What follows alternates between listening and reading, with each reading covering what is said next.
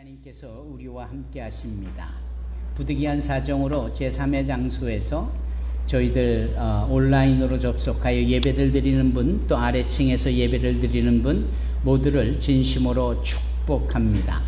지난 수요일에는 우리 안규래 권사님 남편 부용되시는 우리 박종식 성도님께서 우리 주 예수를 구세주로 영접하여 결신을 하셨고, 그분의 이름이 어린 양 예수의 생명책에 기록이 되는 날이었습니다. 우리 박수로 축하드리고 하나님께 영광 돌리십시다. 어쩌니 저쩌니 해도 한 영혼이 주님을 인격적으로 만나고 하나님의 자녀, 백성이 되어졌다라는 사실만큼 더 기쁜 일은 없습니다. 더 중요한 일은 없는 것이지요. 이태분 권사님도 오랜만에 이제 편찮으셨던 육신 훌훌 터시고 이렇게 나오셔서 함께 예배드리니 너무나 감사합니다. 여러분 모두를 축복합니다. 지난 주일에 저희들이 가족 캠프를 통하여 예배를 드리며 작지만 너무나 가족 같은 소중한 성도들의 행복한 모습으로 인하여서 서로 즐거움이, 기쁨이 있었습니다.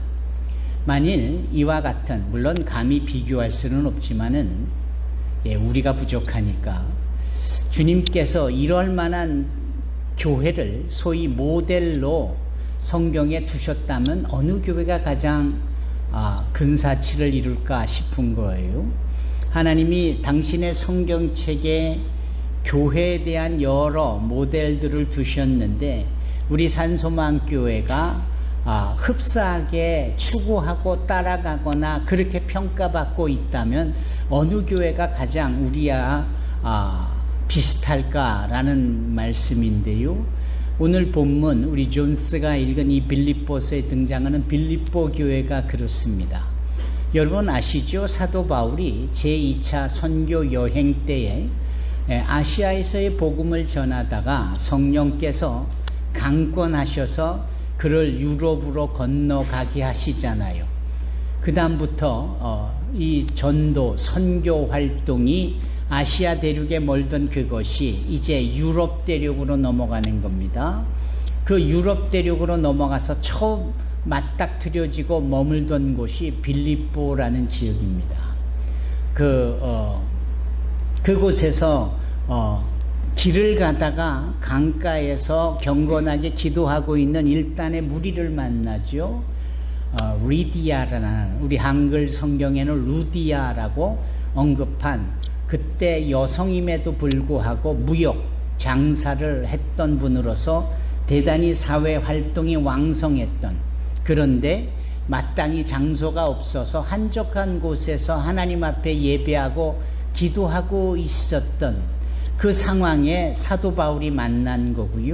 물론 이 만남은 하나님께서 허락을 하신 필연적인 만남이셨겠죠.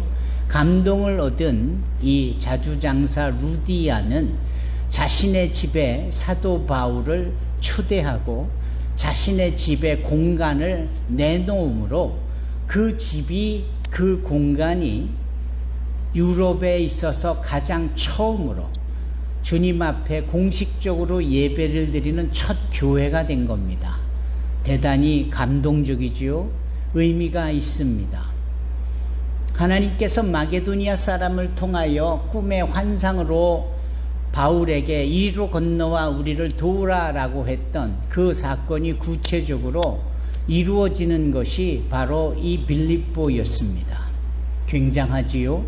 그런데 우리가 예수를 믿고 은혜로운 일만 있지 않고, 우리가 예수를 믿고 복된 일만 있지 않고 뜻모를 시련이나 아픔이나 연단을 겪으면서 우리가 한 번쯤은 이거 예수님을 믿은 이것이 제대로 잘 믿는 것인가 라는 생각을 해보게 되고요. 괜히 믿은 것 아니냐라는 생각이 들 만한 일들이 왕왕 있지요. 예수 믿으면 은혜와 복이 있고 삶이 아름다워지고 행복해져야 되는데 생각지 못했던 시련을 당할 때 그러한 생각을 많이 하게 되어지지요. 빌립보에 첫 교회가 세워지고 빌립보에 소위 하나님의 말씀이 증거가 되어져서 사도 바울의 인도함의 열매가 맺어지는 그 순간에 도리어 점치는 여종을 풀어줬다라는 이유로 이 사도 바울 일행이 고난을 당하고 시련을 당하고 현지에서 많은 원주민들, 현지인들의 반대와 거부와 핍박으로 인하여서 감옥에 갇히게 되어집니다. 이 감옥에 갇혀 되어지기까지 이 일련의 과정을 보면, 아니 꿈을 통하여 인도함을 받아 주저함 없이 유럽 빌립보까지 왔건만 기껏 와서 매를 맞고 사람들에게 능욕을 당하고 이 괜히 온 것 아닌가, 잘못 온 것 아닌가 라는 생각이 들지 않겠어요? 그래서 매를 맞고 핍박을 당하고 감옥에 던져져 감옥의 억울한 가운데 수감을 하게 되어졌을 때 그 이야기가 사도행전 16장에 아주 자세히 기록이 되어 있잖아요. 그럼에도 불구하고 바울은 그 신라와 함께 지하 감옥에 갇혀서 하나님을 찬양합니다. 아니 매를 맞고 억울하게 감옥까지 갇히고 심지어는 다른 죄수들하고는 다르게 손과 발에 이 수갑이 채워지고 몸을 편하게 할 수 없도록 우리 옛날 전통적으로 죄인들에게 이 목에 칼을 채웠듯이 그렇게 꼼짝 못하게 장치를 해두기까지 했을 때 이 바울이 뭐가 신나고 뭐가 좋고 뭐가 기뻐서 찬양을 할 수 있었을까요? 이제 여기서 그의 위대함과 여기서 우리의 신앙의 한계의 차이점을 보는 겁니다. 우리는 시련과 연단과 뜻모를 어려움이 닥치면 불평을 하게 되고 주님에 대하여 불만스러운 마음을 갖고는 하지만 바울은 오히려 그 상황에서 하나님을 전폭적으로 믿고 신뢰하고 도리어 감사하고 찬양을 했다 이 말입니다. 그 찬양이 울려 퍼질 때 그 감옥 안에 있던 죄수들이 그 찬양을 들어요. 그 감옥 안에 있던 그 간수와 간수장들이 그 찬양을 들어요. 요즘처럼 뭐 구치소니 보호소니 교도소니 현대 건물로 지상에 그럴싸하게 지어진 감옥소 있을까요? 아니지요. 지하 동굴을 활용한 컴컴하고 공기가 습하고 그렇게 어려울 수 있는 상황인데 거기에 찬양이 울려 퍼지는 거예요. 놀라운 사실은 그 찬양이 울려 퍼질 때 느닷없이 지진이 일어나는 겁니다. 여러분 지진을 경험해 보셨습니까? 최근 들어 그러한 빈번한 소식을 듣고는 하고 가까운 이웃 나라인 일본에는 그런 지진이 자주 있지만 아직은 이 한반도에 치명적이라고 여겨지는 지진은 아직 발생을 하지 않고 있기 때문에 우리가 그 지진의 공포 수치라든지 이 지진에 대한 심각성을 잘 모를 수 있습니다. 그러나 들려오는 시리아나 터키나 필리핀이나 또는 저 베네수엘라 같은 곳에서 들려오는 이 지진의 소식은 끔찍하지요. 초토화되는 겁니다. 똑같은 지진이 지금 그 지하 감옥에서 발생을 한 거예요. 그러니까 이 감옥의 문들이 다 벌컥벌컥 찌그러지고 열리고 아비규환의 환경이 열렸습니다.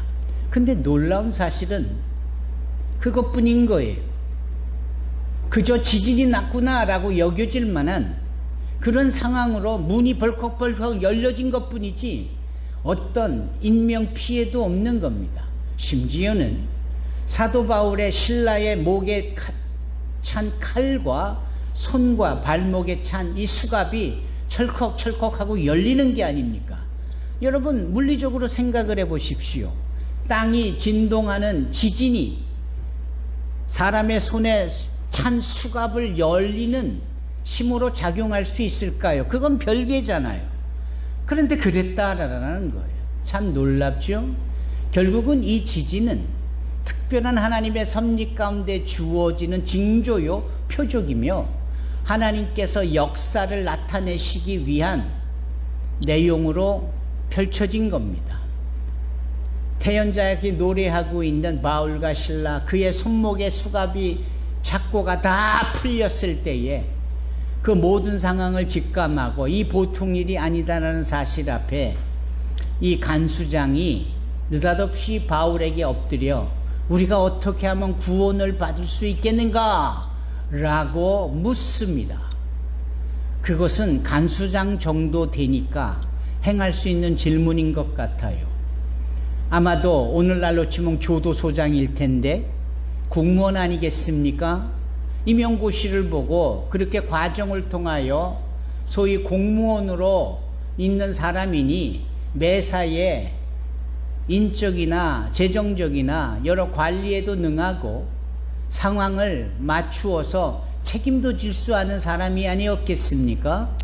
그런 사람이 볼 때 이렇게 일련에 일어난 지진과 이 수갑이 풀리는 일들과 그 안에 뜬 모를 평안이 있다는 사실 앞에 그는 신비로운 영적인 그 힘을 느꼈던 거겠지요. 그래서 그가 묻는 겁니다. 여쭙는 겁니다. 우리가 어떻게 하면 구원을 얻을 수 있겠습니까?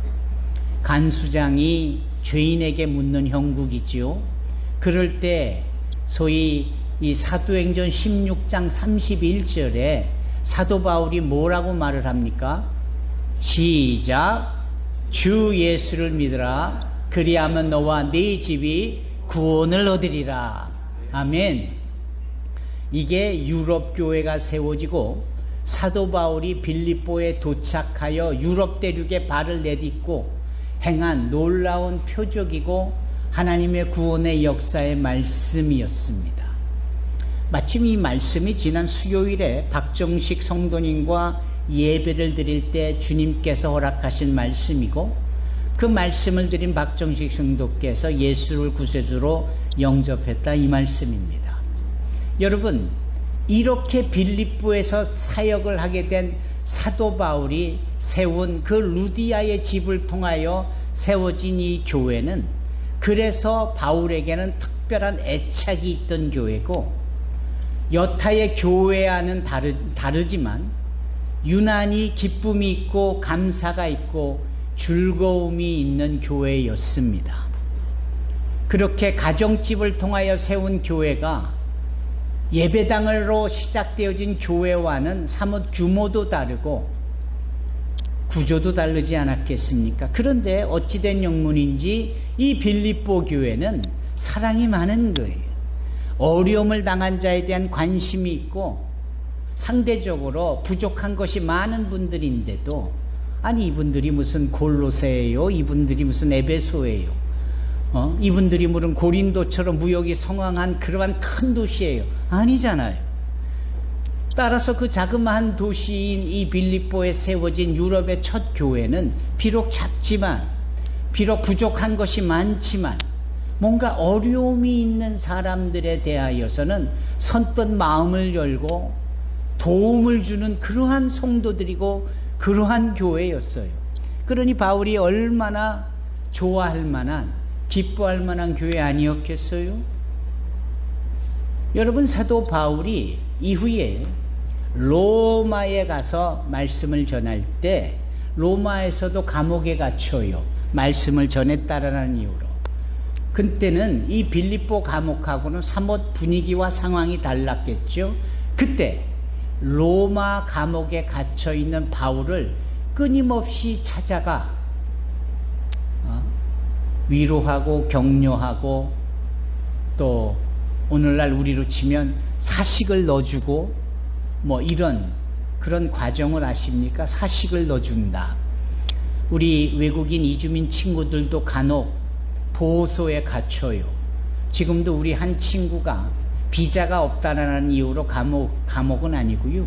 디텐션 오피스, 외국인 보호소에 있는데 임 목사님하고 저하고 방문을 할 때나 또 다른 전도사하고 방문할 때 그렇게 그 안에서 뭐래도 좀 우유라도 사 먹고 먹고 싶을 때 빵이라도 사 먹으라고 이렇게 돈을 넣어줘요.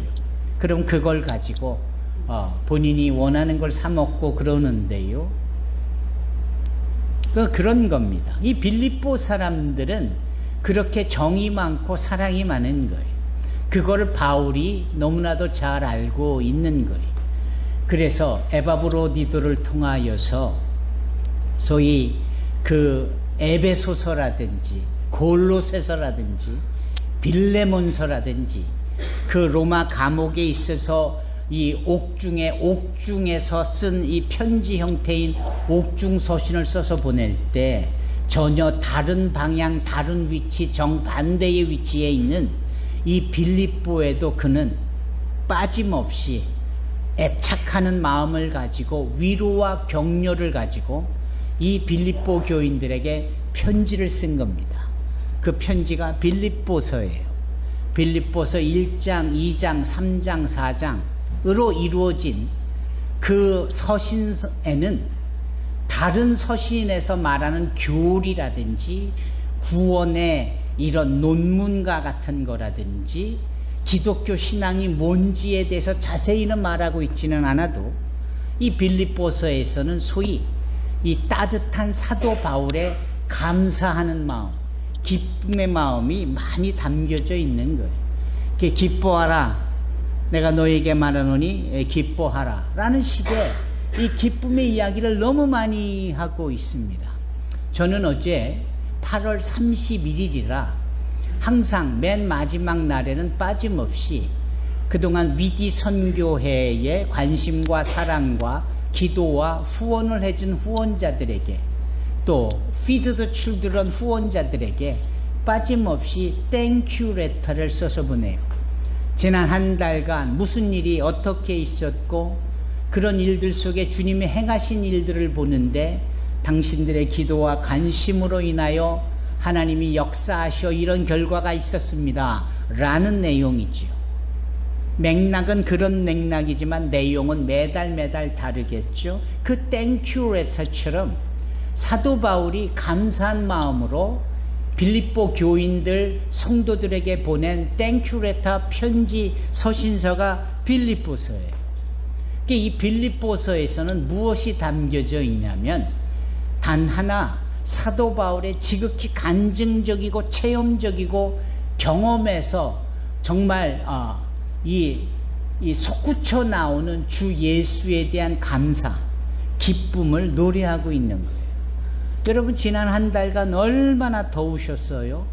정말 우리가 그 더위에서 살아남았다라고 얘기해도 하나도 이상하지 않을 만큼 정말 더워서 죽을 뻔했잖아요. 예. 이런 심정을 사도 바울이 또 다른 환경이겠지만 빌립보 교인들에게 그렇게 편지를 보낸 것 중에 오늘 본문 우리 존스가 읽은 본문은 복음의 정수 중에 정수예요. 예. 백미 중에 백미요. 정말 악건적인 표현입니다.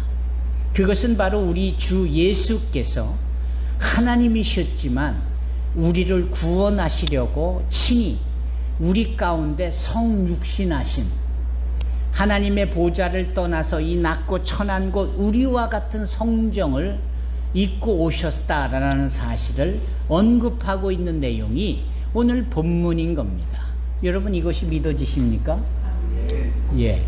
믿어지시지 않으면 믿어질 수 있도록 은혜를 베푸소서라고 주님 앞에 기도했어요. 그러면 에베소서 2장 8절처럼 우리의 믿음도 하나님이 믿을 수 있는 마음을 은혜로 주셔야 우리가 믿어지는 거거든요. 따라서 나는 왜 이렇게 안 믿어지지? 예, 그럴 수 있어요. 왜냐하면 믿음이 의지로 노력으로 되는 게 아니거든요. 어느 한순간에 내가 예수님이 창조주시오, 그분이 부활의 산소망이시오, 그분이 나와 함께하고 계시다는 사실이 확 믿어질 때가 있거든요. 그 전에는 이론으로 듣고 설교로 듣고 성경 공부로 듣고 이런저런 접촉점을 갖지만 그게 진정한 나의 믿음으로 고백이 되어지기까지는 아주 특별한 터닝 포인트가 필요한데 이 터닝 포인트가 에베소서 2장 8절에 따르면 하나님의 주신 은혜의 선물이 있을 때 우리가 비로소 주님이 믿어지는 거거든요. 따라서 믿는다라는 것은 나의 능동적인 표현이요 문법 같지만 주님에 의하여서 지극히 패시브하게 수동적으로 믿어지는 거예요. 참 은혜지요. 예. 따라서 여러분, 우리가 하나님을 믿는 이 믿음이 어떤 걸 믿느냐라고 할 때 빌립보서 2장 5절로 11절을 믿는 믿음입니다 라고 할 수 있어야 하는 거예요. 주님이 우리에게 오신 거죠. 이 부분을 사도 요한은 그가 기록한 요한복음 3장 16절에 뭐라고 기록하고 있습니까? 시작. 독생자를 주셨으니 누구든지 저를 믿는 자마다 멸망하지 않고 영생을 얻게 하려 하심이니라. 아멘. 그렇습니다. 하나님을 믿는 이것이 우리의 신앙인 거예요. 아멘. 두 번째로요, 우리의 신앙은 반대로 하나님이 우리를 신뢰해 주시도록 하는 것, 이것도 신앙인 거예요. 내가 하나님을 믿는다라고 외치고 들내는 것을 넘어서 하나님이 나를 신뢰하실 수밖에 없도록 평소에 내가 하나님의 신뢰를 받는 삶, 이것이 신앙의 삶입니다. 아멘. 예. 얼마나 많은 분들이 하나님께 신뢰를 받았을까요? 아브라함도 신뢰받았지요. 그는 하나님과 뭐 했던 사람이에요? 예. 하나님의 말씀을 듣고 순종하여서 그 믿음의 조상으로서 우뚝 서게 되어진, 하나님이 그를 향한 신뢰가 없었다면 그렇게 창세기 12장부터 23장까지 그의 인생 전체를 우리의 믿음의 발로로 여기셨겠어요? 마지막 순간에 창세기 22장에 백세에 난 아들 이삭을 번제로 드리기까지 주저함이 없는 아브라함을 보시고 이제 네가 나를 믿는 것을 온전히 알았다, 신뢰하셨잖아요. 이런 거지요. 여러분, 다윗 왕도 하나님 앞에 신뢰를 받은 자예요. 오죽하면 하나님이 그에게 어떠한 평점을 주시던가요? 그는 나와 마음이 합한 자다, 이렇게 표현을 하잖아요. 이 신약 성경에는 주님께 인정받는, 신뢰받는 자가 있을까요? 지난 금요일에 나눴던 세례 요한의 이야기가 바로 그런 거예요. 주님은 세례 요한을 신뢰하셨어요. 그래서 신뢰하시기를 어떻게까지 표현을 하셨느냐 하면 뭐라고 하셨느냐? 예, 이렇게 했습니다. 여자에게서 난 자 중에 가장 큰 자다. 그는 선지자다. 지금 너희들이 그를 만나러 온 거 아니냐? 옳다. 잘 왔다. 너희들이 제대로 이곳에 나온 거다. 그를 만났다라는 이 사실은 너희에게 복된 일이다. 이것은 주님께서 세례 요한을 신뢰하셨다라는 것을 의미합니다. 이제 여쭙니다. 하나님이 여러분을 신뢰하고 계십니까? 여러분 한 사람 한 사람 여러분이 진정한 크리스찬이여 성도라는 사실을 신뢰하실까요? In God we trust. 우리는 하나님을 신뢰하고 믿습니다. 그러면 하나님께서는 God is trusting us as well. 하나님도 우리를 과연 신뢰하실까요? 엊그제 저는 어느 노년에 계시는 목사님을 통하여 아주 깊은 핵심 있는 말씀을 들었는데요. 그 목사님이 말씀하시기를, 어떻게 보면 한국 사회에 대한 아쉬움과 허탈해하는 부분의 말씀인데, 우리나라가 전 세계적으로 교육률이 높은 나라 중에 하나랍니다. 이 사실은 이미 우리가 어려서부터 듣고 알고 있는 거예요. 그래서 학습 능력도 뛰어나고 교육열도, 흡수력도 뛰어나고, 부모들도 자녀들을 교육시키려고 하는 열정이 대단하고, 그래서 그 교육을 받은 우리 자녀들이 학습 능력의 시험을 보면 거의 상위권에 위치한다라는 거잖아요. 그래서 공식적으로 유엔이 인정하기를 대한민국은 이 교육 수준, 교육열 이 정도가 전 세계에서 3위다 이렇게 얘기를 한다는 거예요. 무지하게 높은 거죠. 3위. 예. 또 하나 빼놓지 아니하고 각 나라를 측정하는, 그 나라의 수준을 말하는, 그 나라의 질을 말하는 그 수치가 하나 있는데 그것은 바로 신뢰의 지수라는 거예요. 과연 이 사회는 신뢰가 존재하는가? 과연 이 나라는 백성들이 정부를 신뢰하고 정부는 백성을 신뢰하고 남편은 아내를, 아내는 남편을, 가족끼리, 지인들끼리, 이웃끼리 서로 신뢰하는가? 여러분, 대한민국이 이 전 세계의 신뢰 지수의 몇 위를 차지하셨을 거라고 생각합니까? 힌트를 드리면 교육률이 높은 나라일수록 이 신뢰 지수도 아주 높은 게 평균적인 현상입니다. 그러면 대한민국의 전 세계에서 공식적으로 발표한 신뢰 지수는 몇 위일까요? 90입니다. 90위. 후진국보다도 훨씬 못하는 신뢰도가 대한민국의 신뢰 지수입니다. 그래서 세상 사람들이 깜짝 놀라는 거예요. 교육률과 교육 수준은 높은데 반하여 신뢰 지수가 엄청나게 추락하고 바닥 수준이 있는 나라는 전 세계에 대한민국이 유일한 겁니다. 그래서 백성들은 정부를 신뢰하지 못하고 서로 일하는 동료들도 신뢰하지 못하고 아주 이 불신이 곳곳에 깔려 있는 거예요. 그러니까 이 신뢰가 있으면 이게 보이지 않는 국력의 힘이 되고 자산이 되는 거예요. 그래서 GNI, GDP 같은 것이 예를 들어서 평균치인 70이다라고 할 때 신뢰도가 높으면 이 70이라는 국력이 90, 100까지도 발휘할 수 있는 거예요. 이해가 가시죠? 반대로 GDP나 GNI가 70인데 신뢰가 빵점이면 이게 40%나 30이나 뚝 떨어지는 거예요. 여러분, 아프가니스탄이 왜 그렇게 망했고 아프가니스탄이 그렇게 다시금 전쟁에서 패했는가? 신뢰가 없기 때문이라는 것 아니겠습니까?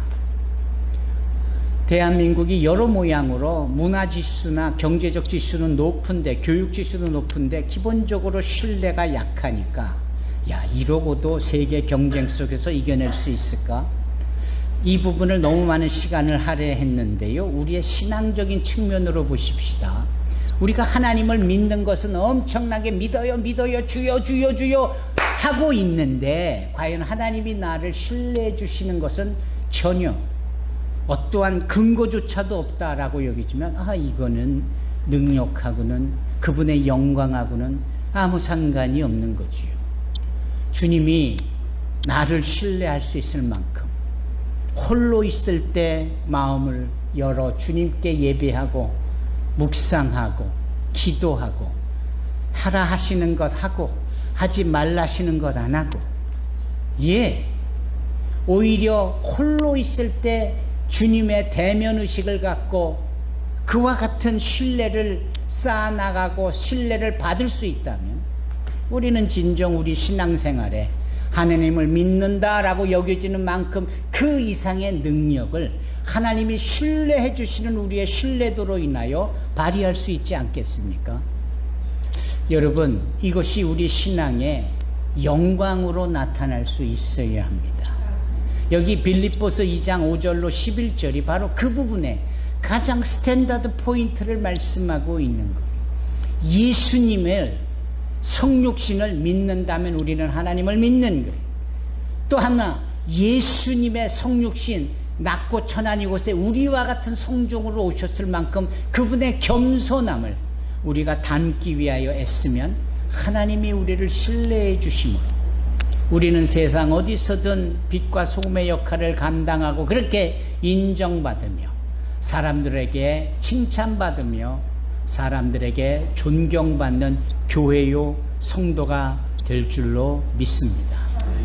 부디 이 여름을 보내면서 새로운 9월이 시작되어지는 즈음에 이러한 신앙적 결단이 저와 여러분들 가운데 주님의 은혜로 말미암아 있어지기를 주님의 이름으로 축원합니다. 기도하겠습니다. 사랑의 주님 감사합니다.